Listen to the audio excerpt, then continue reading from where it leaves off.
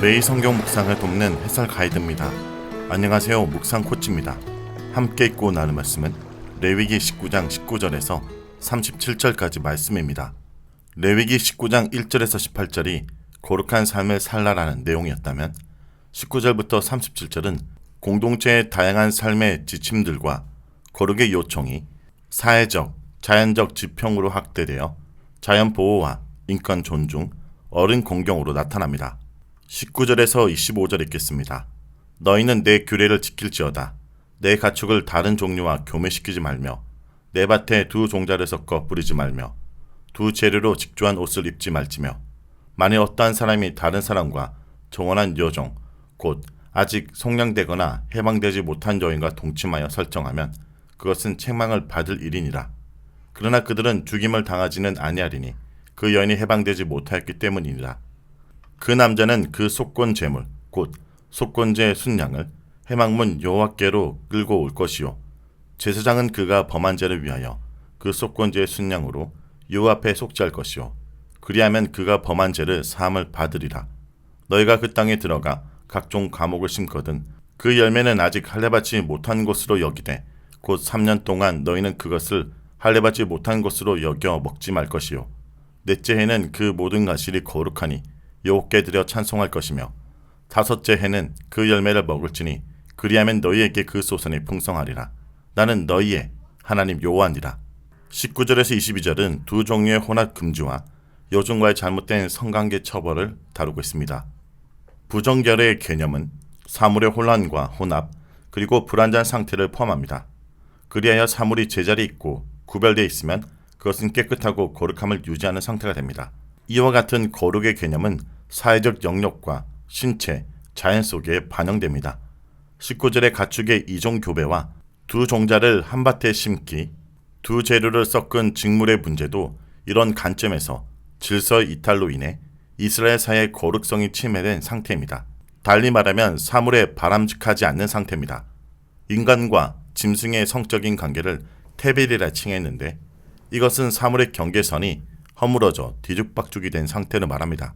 이런 개념은 확장되어 또 다른 무질서한 상태에 적용될 수 있습니다. 인간과 짐승 사이의 수간은 물론 현재의 법에서 정하는 모든 다른 종류의 짐승 사이 이종교배, 두 종자의 혼합, 두 제대로 짠 직물이 여기에 해당하며 나아가 성의 경계선이 사라진 동성애가 테벨의 범죄에 속할 수 있습니다. 이러한 상태들은 이스라엘이 간직해야 할 거룩한 특징과 어울리지 않습니다. 20절에서 22절은 어떤 남자가 약혼을 한 여종과 성관계를 가졌을 때 내려지는 조치입니다. 왜 이 법이 두 종류의 혼합을 금지하는 법들과 가실수 보호법 사이에 끼어 있는지는 분명하지 않지만 성적인 관계가 일종의 부적절한 혼합이기 때문이거나 약혼한 처녀인 여종은 어린 가실수처럼 보호를 받아야 했기 때문일 수도 있습니다. 여종은 약혼은 했으나 아직 남편된 사람으로부터 신부값이 지불되지 않았으므로 주인도 여자를 자유민으로 풀어준 것이 아닙니다. 이때 남자가 그 여종을 강간한 것이 아니라 상방간의 합의에 의해 잠자리를 가진 것으로 보입니다. 그것은 그들은 죽음을 당하지 않으리니 라는 진술에 확인되며 이 일에 대한 사후 조치를 볼 때도 그러합니다. 신명기 22장에서는 약혼을 한 자유 신분의 어떤 여자와 성관계를 가질 때 남자와 여자 모두 사형에 처하도록 명령합니다. 여기서는 자유민이 아닌 약혼을 한 여종이므로 두 사람을 사형에 처하진 않습니다. 그 여종을 강간했다면 약혼남에게 처녀성을 훼손시킨 책임으로 일정한 속전을 내야 했을 것입니다. 그러나 현 사항은 하간입니다. 따라서 책임에 대한 피해 보상은 따르지 않으며 여자가 자유민이 아니기 때문에 사형은 면하나 남자가 대표로 속건제를 바치므로 그 죄로부터 면책됩니다. 속건제를 바쳐야 하는 이유는 두 사람이 하나님께 한 결혼 사약을 깨뜨림으로써 하나님에 대한 믿음 위반이라는 죄를 지었기 때문입니다. 23절에서 25절은 가시수 보호법입니다. 가시수를 심는다면 3년 동안은 열매를 거두지 말아야 합니다. 4년째의 결실은 첫 번째 열매로서 거룩한 것으로서 간주하여 하나님께 바쳐야 하고 5년째 열매부터 사람의 몫으로 허용됩니다. 처음 3년 동안 그 가시수는 할례받지 못한 나무로 여겨야 합니다. 할례는 실제적 의미뿐 아니라 구약 여러 곳에서 상징적인 의미로 사용됩니다. 마음의 할례, 기의 할례 등과 같은 표현들이 나옵니다. 원래 가축의 첫 태생은 출생 후 7일 동안은 제물로 바칠 수 없으며 8일째부터 가능합니다. 이것은 첫 태생 이후 태어난 가축들도 마찬가지일 것입니다. 남자아이는 출생 후 8일째에 할례를 받아 언약 백성의 일원이 됩니다. 3년생까지 가시수의 가일은 마치 아직 어머니 뱃속에 있거나 이제 갓 태어난 신생아처럼 취급하게 됨을 의미합니다. 4년째의 열매는 마치 첫 새끼처럼 자동적으로 하나님께 속한 것으로서 하나님께 성물로 바쳐야 하며 5년째 열매부터 사람이 즐길 수 있습니다. 어린 가시수 열매를 따지 못하게 하는 이면에는 지혜로운 농사법이 놓여 있습니다. 가시수가 튼튼히 자리를 잡아 깊숙이 뿌리를 내리도록 처음 3년은 충분한 양분을 제공할 필요가 있어서 어린 나무 열매를 따는 것은 현명한 가수농법이 아닙니다. 그러나 그 이상의 의미도 있습니다.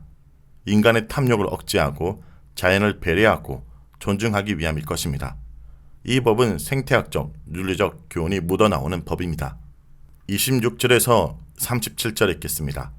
너희는 무엇이든지 핏째 먹지 말며 점을 치지 말며 술법을 행하지 말며 머리칼을 둥글게 깎지 말며 수염 끝을 손상하지 말며 죽은 자 때문에 너희의 살에 문신을 하지 말며 문의를 놓지 말라. 나는 여호와니라. 내 딸을 더럽혀 창녀가 되게 하지 말라. 음행이 전국에 퍼져 죄악이 가득할 카노라. 내 안식일을 지키고 내 성소를 기이 여기라. 나는 여호와니라. 너네 신접한 자와 박수를 빚지 말며 그들을 추종하여 스스로 더럽히지 말라. 나는 너희 하나님 여호와니라. 너는 샘머리 앞에서 일어서고 노인의 얼굴을 공경하며 내 하나님을 경외하라. 나는 여호와니라. 거류민이 너희 땅에 거류하여 함께 있거든 너희는 그를 학대하지 말고 너희와 함께 있는 거류민을 너희 중에서 나은 자같이 여기며 자기같이 사랑하라. 너희도 애굽 땅에서 거류민이 되었느니라. 나는 너희의 하나님 여호와니라. 너희는 재판할 때나 길이나 무게나 양을 잴 때 불의를 행하지 말고 공평한 저울과 공평한 추와 공평한 에바와 공평한 흰을 사용하라. 나는 너희를 인도하여 애굽 땅에서 나오게 한 너희의 하나님 여호와니라. 너희는 내 모든 규례와 내 모든 법도를 지켜 행하라. 나는 여호와니라. 26절에서 31절은 점술과 마술 그리고 이방 간행의 금지입니다. 짐승을 픽제 먹지 말라는 명령은 피 자체의 섭취가 아님이 분명합니다. 피를 먹는다라는 것은 피와 함께 고기를 먹는 것을 말합니다. 피체로 번역된 히브리 아칼 하담에서 전치사 알은 해석이 몇 가지로 나눕니다. 첫 번째, 피와 함께 고기를 먹지 말라는 의미입니다. 둘째, 피 곁에서 고기를 먹지 말라는 뜻으로서 피를 뽑은 뒤 제단에 아직 뿌리지 않는 상태에서 피가 담긴 사발 곁에서 고기를 먹지 말라는 의미입니다. 셋째, 문자 그대로 피 위에서 고기를 먹지 말라는 뜻으로 볼 수 있습니다. 이 중 셋째가 문맥에 가장 부합한 해석입니다. 이 피의 문제가 수반되는 고기 섭취 행위는 이어지는 점술과 및 마술과 직접적으로 관련되어 있습니다. 가난제에서 사람들은 구더기를 판 뒤 짐승 도발 의식을 거행할 때 피를 구덩이 속에 쏟았습니다. 악귀들이 그 구덩이 속에 있는 것으로 보고 쏟아진 피는 그들을 불러냈고 그들은 피를 붓고서 미래의 일을 예언해 주었습니다. 이때 그 제의 장소에 참여한 사람들은 그 피 위에서 고기를 나누어 먹었습니다. 결국 이것은 가나안 땅의 점술과 마법 의식 중 하나였다는 것을 알 수 있습니다. 그러므로 피째 먹지 말라는 번역을 피 위에 먹지 말라라는 것으로 번역이 가능합니다. 이어지는 27절에서 28절은 가나안 지역 장래의 간습에 관한 것입니다. 백성들은 머리를 둥글게 깎거나 수염 끝을 잘라서는 안 됩니다. 여기서 금지된 두발 규정은 28절의 장래에서 애곡에 대한 규정과 관련이 있을 것입니다. 즉 이스라엘 백성들은 평소에 장례식을 연상케 하는 머리를 해서는 안 됩니다. 또 죽은 자를 위해서 하나님의 창조물인 자기 몸을 해하지 말아야 합니다. 자신의 몸을 스스로 베거나 몸에 문신을 새겨서는 안 됩니다. 가나안 지역에서 발견된 고대 문헌에서는 죽음의 신에게 죽음을 당한 바알을 위한 애도식이 기록되는데 자비의 신 엘이 면도칼로 자신의 피부를 베고 자기 뺨과 턱을 베고 갈대로 두 팔을 핥히고 가슴을 밭처럼 쟁기질하고 등을 골짜기처럼 핥힌다 라는 표현이 있습니다. 어떤 사람은 몸의 피부를 손상시키는 이런 행위는 피를 내서 몸을 떠난 홀령에게 바치는 행위였을 거로 추론하기도 합니다. 그러나 이러한 것들은 이방 장례식에서 실천된 제의적 간행으로 추정됩니다. 29절의 딸을 창녀로 만들지 말라는 명령에서 창녀의 정체는 모호합니다. 어떤 사람은 일반 창녀로 간주하여 아버지가 딸의 몸을 팔아 상업적 이익을 취하는 것으로 볼 수도 있지만 다른 경우 신전 창녀로 간주하기도 합니다. 딸을 창녀로 만드는 이러한 모든 행위는 음란한 문화를 땅에 가득하게 만든 중대한 범죄였습니다. 32절에서 37절은 노인 공경과 공평한 사회 유지입니다. 노인 공경, 타국인의 인권 존중, 그리고 공정한 재판과 양심적인 상거래에 대한 것들로 안정된 공동체 질서를 위해 반드시 지켜야 될 사회윤리법이 언급되고 있습니다. 특별히 구약은 타국인을 잘 대접하라는 명령을 할 때마다 그들이 이집트 땅에서 나그네로서 서러움을 당했던 민족이었음을 상기시킵니다. 자, 여기까지가 레위기 19장 19절에서 37절까지 말씀입니다.